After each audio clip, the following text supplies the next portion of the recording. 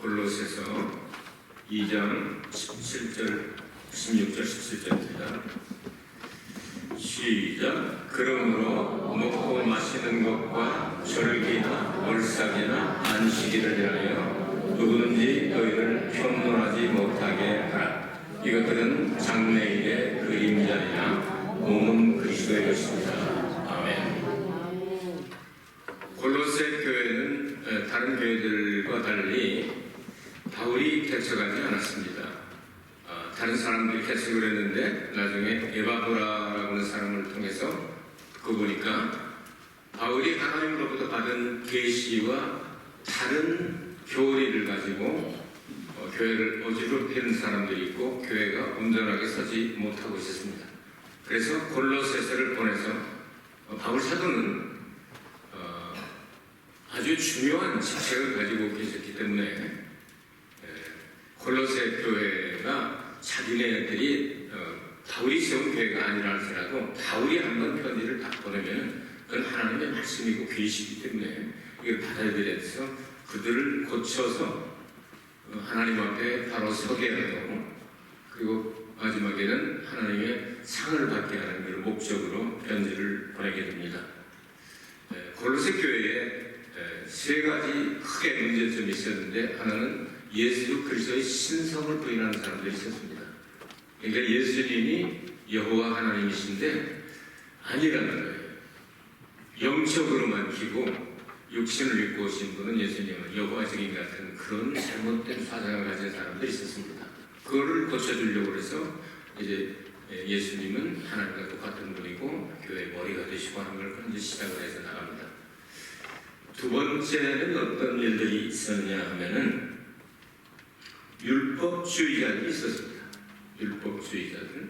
그러니까 유대교의 그 틀에서 벗어나지 못하고 율법과 복음을 구분하지 못하고 혼동을 하고 아니면 또 한 가지는 율법이 필요 없다고 하는 완전히 율법을 버려야만 된다. 그래서 신약, 성경도 그때는 완성이 안 되는데 구약이 아니라 아주 새로운 신약만 필요하다는 식으로 다시 말해서 하나님께서 주신 율법을 폐기해버리고 율법이 없어도 된다고 하는 그런 잘못된 사람들이 있었습니다. 그래서 또 한 가지는 천사를 숭배하는 사람들이 있었습니다. 눈에 보이지도 않는데 천사를 막 숭배하는 우상숭배로 떨어진 사람들이 있었습니다. 그래서 바울은 그런 것들을 전부 다 시정하면서 말씀을 했는데요. 오늘 성경 내용은 그 율법 가운데 특별히 그 의식법 되지 않습니까? 여기서 그러므로 너희 먹고 마시는 것과 절기나 월삭이나 안식일 뭐 이런 내용들 다 들어가잖아요. 의식법 이런 것들을 이야기하고 있습니다. 율법주의자들은 율법을 지켜야 구원받는다고 행위구원을 강조합니다. 자기네들 힘으로 구원받을 수 있다. 그 다음에 무율법주의자들은 도덕을 폐기해버려서 도덕을 다 필요하지 않다는 하나님 사랑하라, 이웃 사랑하라 그럼 다 버려야 되잖아요. 그리고 구약은 필요 없다는 거예요. 그래서 의외로만 살아야 된다. 말을 보면 어떻게 참 괜찮은 것 같지만 하나님께서 율법을 주신 목적이 있잖아요.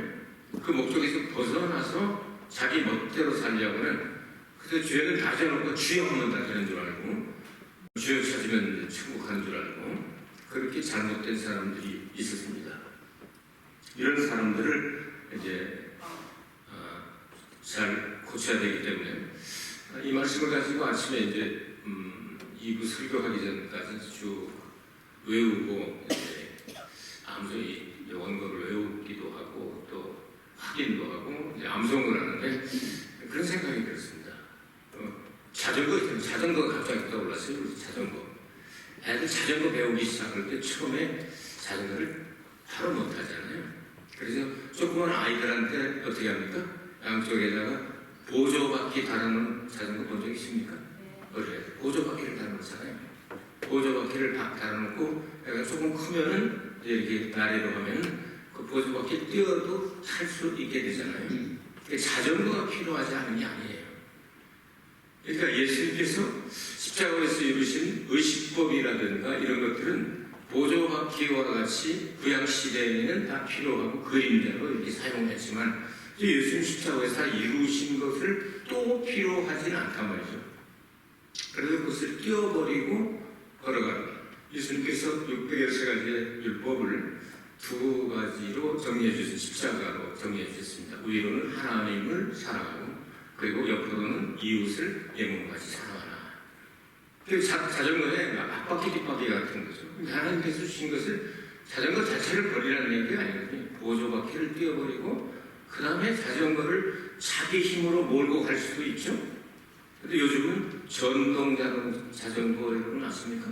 전기를 달아두면요 언덕 고바위 같은 데 올라갈 적에 다른 사람은 전도라고 자기 힘으로 전도라고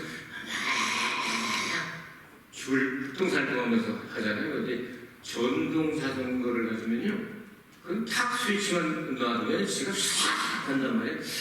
이게 신약 시대에 행위 구원을 주장하지 않고 성령을 받은 성령의 권능을 가지고 싹 하는 사람과 같지 않나 이런 생각이 들었어요.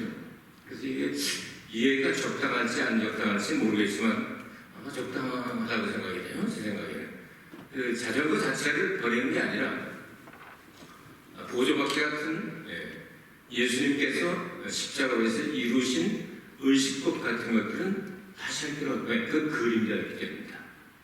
그래서 예수님은 영원하신 분입니다. 어제나 오늘이나 영원토록 동일하십니다. 믿습니까? 그럼 그 예수님이 이 땅에 33년 반 동안을 계셨는데 특히 사복음서에는 3년 반의 행적에 대해서 기록을 하셨습니다. 그리고 그분만이 예수 그리스도는 아니죠.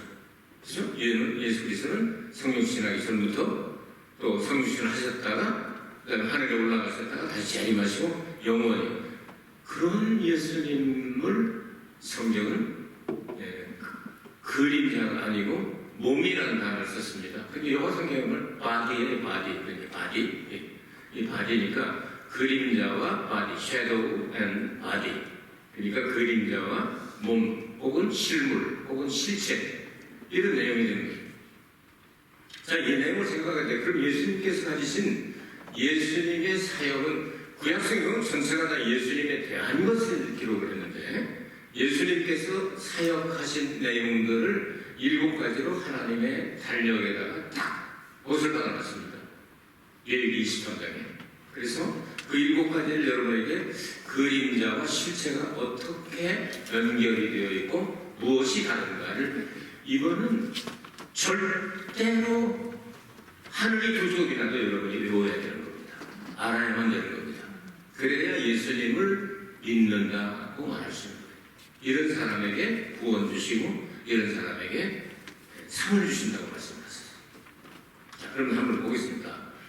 예수님의 사역의 시작이 이제 성육신하셔서 첫 번째 사역을 6월절로 잡아놨습니다. 6월절 여러분 아시죠? 모세 시대 때 6월절 시작했는데 6월절 그것 때문에 사람들이 죄가 사라졌을까요? 하나님이 용서하셨기 때문이지 그림자니까 여러분 그림의 떡이라는 말을 들어보셨습니까? 두 가지 의미로 사용할 수가 있는데 그림의 떡은 자기가 올라갈 수 없는 높은 산을 일본 같은 경우에는 니네노 하나 그렇게 얘기하죠. 올라갈 수 없는 올라가고 싶은데 못 올라가. 그림의 떡 배가 고픈데 그림의 떡이 막 그냥 힘이 뭐라고 나는 떡이 그냥 이렇게 했는데 이렇게 한다고 배가 불러져요. 구약 시대에 있었던 일들은 그림자다 그 말이에요. 그림자는 그리고 이 데코보고 해가지고 이렇게 입체적으로 안 나타나죠. 그림자는 언제나 평면으로 그냥 까맣게 나타납니다. 그림자는 빨간 옷 입어도 까맣게 나타나고 하얀 옷 입어도 까맣게 나타나고 노란 옷 입어도 까맣게 나타나고 그냥 한 가지로 나타나요. 구약 시대의 6월절은 그림자라는 거예요. 그리고 오실 예수님을 바라보고 믿었기 때문에 용서를 받은 것이지 양을 잡았다고 해서 죄가 없어지는 건 아니다는 거예요. 그리고 호주 사람들은 아주 좋게 뉴질랜드나 그 사람들은 맨날 양 잡아먹는 거예요. 그냥 죄가 없어지는 게 아니잖아요. 십자가 위에서 죽으신 어린 양 예수, 세상 죄를 지워서 없애버리시는 그 예수, 그분은 그림자예요, 몸이에요, 실체이기 때문에 피는 생명이라고 레위기에 나오죠. 그러니까 레위기 10장에 피는 생명이라고 했습니다. 예수님의 생명이 십자가에 위해서 죽으심으로 거기서 흘리신 보혈을 믿는 자는 이제 그림자예요, 진짜예요. 그림자가 아니고 실제로 나타난단 말이에요. 그래서 예수님이 흘리신 보혈을 양심의 뿌림을 받는 사람들은 죄로부터 해방된다고 나오는 거예요. 죄림이 없어지고 죄사함도 없다는 거예요. 그러니까 예수 그리스도를 피를 흘린 예수 그리스도를 영접하는 순간 우리의 죄는 어떻게 된다? 없어진다. 진짜로. 그림자로 왔다 갔다 하는 게 아니다. 진짜로 없어진다. 믿습니까? 요거 첫 번째 그림자입니다. 두 번째 그림자, 무교병의 그림자입니다. 그럼 예수님이 십자가에서 죽으셨죠? 확실하게 죽어서 음부에 가셔서 복음을 전했다고 합니다. 복음은 이 세상에 없습니다. 예수님이 가져온 게 복음입니다. 그것을 노아 방주 때 불순종하던 그런 사람들에게까지 다 전해줬다. 그럼 예수님이 확실하게 죽으셔서 무덤 가운데 음부에 계셨다 하는 게 무교병의 의미가 될 것입니다. 그러니까 예수님 그냥 기절했다 깨어난 게 아닙니다. 확실하게 죽으셔서 음부에까지 가셔서 3일 동안 계셨단 말이에요. 아시겠습니까? 여기 무교병의 의미입니다. 무교병의 의미. 그럼 세 번째로 이제 초실절 혹은 초곡절이라고 얘기하는데 첫 번째 익은 보리를 한 단을 가져다가 막 흔들기 시작합니다. 이걸 흔듭니다. 흔들어서 하나님 앞에 드리는 제사예요. 그럼 뭐냐면 죽으신 예수가 이제 살아서 움직인다는 뜻이에요. 그래서 예수님을 부활의 몇 번째 열매? 첫 열매라고 말하는 거예요. 이건 부활의 그림자가 아닙니다. 실체입니다. 예수님이 진짜 살아나는 거예요. 믿습니까? 그럼 우리도 진짜 살아나는 거예요. 그걸 얘기하는 거예요. 그림자와 실체의 관계는. 그것이 바로 초실절의 의미가 되겠습니다. 간단하게 설명합니다. 이건 뭐 때만 되면 중요할 땐 설명을 또 할 것 같으니까 하여튼 여기다 넣어놓으세요. 그 다음에 네 번째 절기가 뭐죠? 초지절로부터 시작해서 7주가 지난 7일 49일 지나고 난 다음 날이 주일이 되죠? 요즘 말하면 주일이 되는 거예요. 그날을 가리켜서 50일째가 되었다 해서 오순절이라고 그런다. 그날 누가 내려오죠? 성령이 강림하시게 되는데 그 성령 강림을 그림자로 예표할 때 그래서 다른 때 제사 드릴 때는 이 누룩을 넣으면 절대로 안 돼요. 그런데 오순절 날은 누룩을 넣은 빵을 꼭 2개만 넣어요. 그래서 누룩이 가서 부풀고 막 움직이고 하는 것은 앞으로 일어날 성령의 역사를 예표할 수가 있죠. 그럼 떡을 왜 2개만? 이건 떡 속에는 뭐가 들어가죠? 올리브 기름이 들어갑니다. 그러니까 밀가루를 이렇게 이겨서 이렇게 몇 개 이렇게 빵을 만들게 될 때 이스라엘 사람들은 절대로 기름을 해요. 거기 물이 나빠가지고 그걸 너무 석회석이 생겨서 몸이 다 버립니다. 그래서 물로 반죽 절대 안 합니다. 기름으로 반죽합니다. 성령의 기름을 행정하죠. 그럼 성령께서 이제 떡이 2개가 하나가 되는 것처럼 낮에는 사도들이 성령으로 충만하고 저녁에는 3,000명들이 회개하고 일반 성도가 성령으로 충만해서 하나가 되어버립니다. 유대인들도 이방인들도 하나가 되어버립니다. 떡이 2개는 필요합니다. 오순절을 이해 안 하겠습니까? 아셨죠? 아셨다고 생각합니다. 그래서 넘어갑니다. 자, 여기까지 이제 끝난 사건입니다. 앞으로 일어날 3가지가 남아있는데 7월 1일날 그러니까 우리가 달력 계산하는 사람들 성경적인 달력을 온전하게 계산하는 사람이 지금까지 한 명도 안 나왔습니다. 그래서 예수님께서 그날 먹으시는 아무도 모른다. 하나님 나라에 하나님이 만들어 놓은 달력에는 딱 맞게 나오는데 그 달력으로 그렇게 세상 사람들을 알아몰라요. 몰라요. 전부 어떤 날은 음력수고 어떤 날은 이스라엘 같은 경우는 354일이고 그 다음에 음력은 30일씩 하니까 360일 있다가 이렇게 있다가 그다음에 태양력은 365일 어쩌고저쩌고 해가지고 또 4년마다 한 번씩 윤달. 예전에 보니까 그 음력은 또 윤달이 들어가는 모양이더라고요. 이렇게 저 부활절 4월 뭐 3번째 주간인가 이렇게 되는 거예요. 3월에 오다가 4월이 되는 거예요. 왔다 갔다 그러니까 아무도 계산을 제대로 못합니다. 세 번째 하늘에는 하나님의 달력에 가서 보면 땅만한테 치료를 얘기해요. 하나님 달력으로. 그날을 재림하십니다. 다른 날은 할 수가 없어요. 나팔절이니까. 나팔을 보는 날이니까. 이 나팔은 큰 나팔입니다. 마지막에 볼 나팔이니까. 일곱 번째 보는 나팔입니다. 이 나팔은 하나님이 천사들 시켜서 보니까 하나님의 나팔이라고 합니다. 아시겠습니까? 이 나팔 소리 불면서 마지막에 그 나팔 소리가 들리고 살아있던 성도들은 호련히 변화가 되고 그 다음에 잠자던 성도들은 무덤 속에서 일어나 공중에서 주님을 영접하게 될 것이다. 그 예수님 만날 장소를 나는 알 수 없도다야 있도다야. 나는 알 수 없도다야 있도다야. 있도다. 예수님 만날 장소는 절대 다른 곳이 될 수가 없다. 공중으로 간다. 잊지 마시기 바랍니다. 성경입니다. 공중 아닌 데서는 예수님 만날 방법이 없다. 왜? 성경에 기록이 되어 있으니까. 성경 기록을 우리는 그대로 믿읍시다. 그러니까 공중에서 예수님을 만나게 된다. 그럼 예수님이 공중에서 만나서 그리스도의 심판대라고 하는 심판대를 베풀게 되었습니다. 그 심판대가 바로 속죄일이 됩니다. 7월 10일 날. 그러면 거기서 통과된 사람들을 요한계시록 15장에 보면 불 섞인 유리바다 같은 것들이 보이게 되는데 거기를 건너가서 그 바닷가에 서서 하나님의 검은 고를 들고 모세와 어린 양의 노래를 부르면서 여호와 하나님을 찬양하는 장면이 나옵니다. 그거 건너가야 되겠어요? 못 건너가야 되겠어요? 예수님 그 그리스도 심판대에서 거기서 건너갈 사람이고 못 건너가.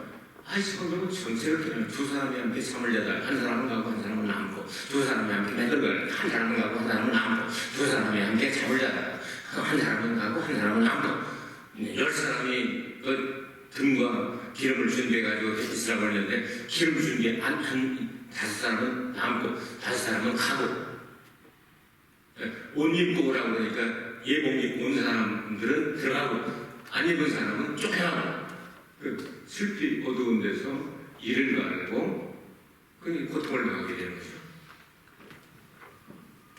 그리스도 심판 속죄가 무슨 뜻이에요? 속죄는 우리의 죄가.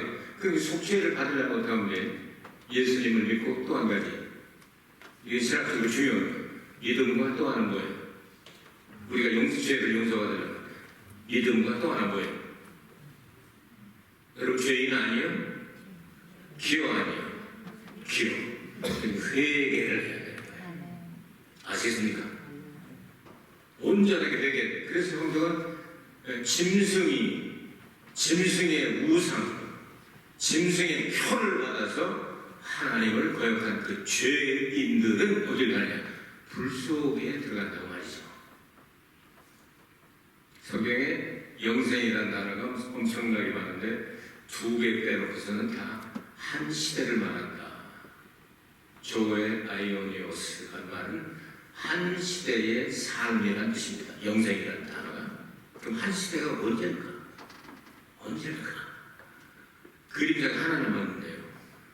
장막절, 초막절, 7월 15일부터 22일까지 하나님 달력으로 이게 8일 동안 합격된 사람들이 마지막 추수를 해가지고 그러니까 마지막 7년 되는 날까지 구원받은 사람은 다 하나님께서 알곡들만 모아가지고 잔치를 벌이는데 그것이 바로 장막절, 추수감사절 혹은 초막절, 수장절 이렇게 얘기합니다.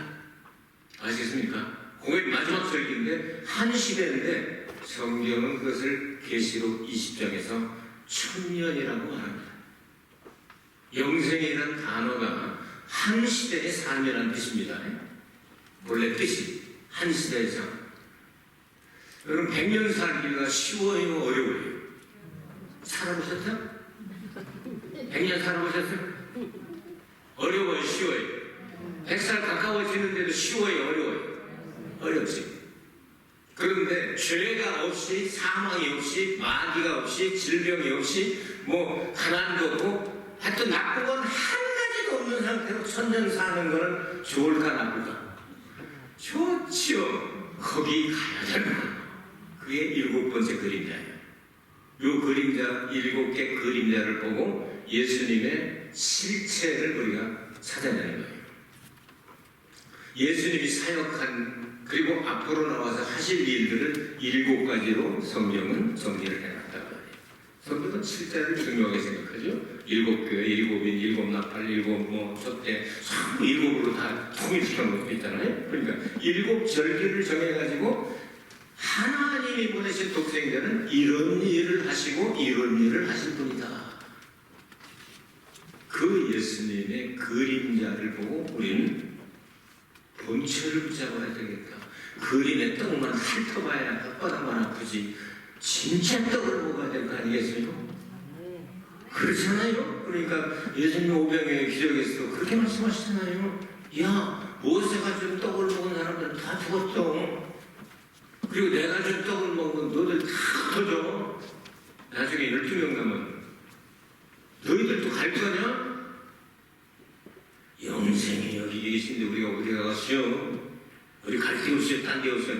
그래요? 그런데 너희 중에 하나는 아비여. 예수님께서 하신 말씀이죠. 오병이어가 그래서 공관복음에서는 그냥 떡 먹고 나눠준 거로 끝나지만 요한복음에서는 설명이 있는 거예요. 이 떡은 내 몸이다. 이 잔은 내 피다. 이건 그림자가 아니야. 진짜가 아니야. 그거를 오늘날 우리에게 일용할 양식을 주옵시고가 원 뜻을 가진 임박하게 다가오는 그 양식을 주옵시고 이렇게 돼 있단 말이에요. 맨날 일용할 양식 구하라고 그러시니까 맨날 구하자. 그 뜻하고는 좀 다르게 곧 주실 예수님의 생명의 떡을 주옵시고 하는 내용이에요. 여러분 그림자하고 실체는 다른 걸 아셨죠?